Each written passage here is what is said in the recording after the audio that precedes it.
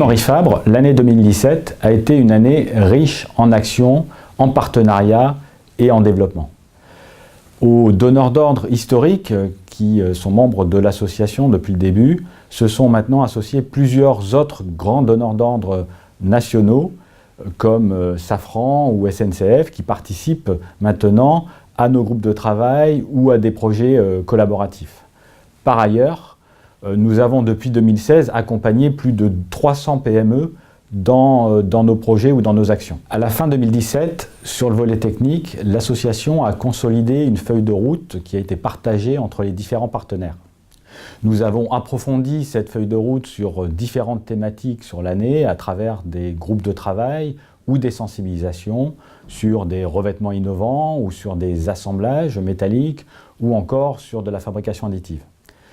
Nous avons de nouveaux projets et de nouvelles thématiques qui sont apparus au cours de l'année, comme par exemple la maintenance rapide, qui fera l'objet d'un projet participatif. En 2018, cette feuille de route continuera à être alimentée et mise à jour à travers des rendez-vous avec les grands donneurs d'ordre et sur les grands projets structurants régionaux. Par ailleurs, nous avons l'ambition de poursuivre l'intégration de plus en plus fort des PME innovantes dans nos projets collaboratifs. Au sein du Technocentre Henri Fabre, les plateformes mutualisées ont également été enrichies sur des thématiques comme sur la fabrication additive avec l'arrivée de 3 nouvelles machines, 2 plastiques et 1 métallique, et sur les essais de tribologie avec 3 nouveaux bancs de tribologie à la fin de cette année.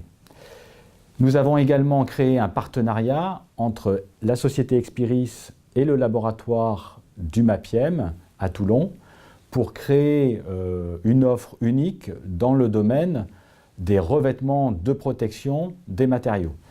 À ce jour, une douzaine de projets collaboratifs ont été initiés ou réalisés. Ces projets sont portés par des PME. On peut citer bien sûr Innovsys ou Expiris, mais aussi Biofi Research, Oreca, T-Waves ou Mopaero. Ces projets s'appuient également sur des laboratoires de pointe dans les universités régionales ou les écoles d'ingénieurs de la région. Par exemple, l'ELMA ou l'Institut Fresnel à Aix-Marseille Université, mais aussi CITEC à Toulon ou l'ENSAM à Aix. Durant l'année, c'est aussi plus de 50 visites ou événements techniques qui ont été réalisés en partenariat avec des structures ou directement par la Team Henri Fabre.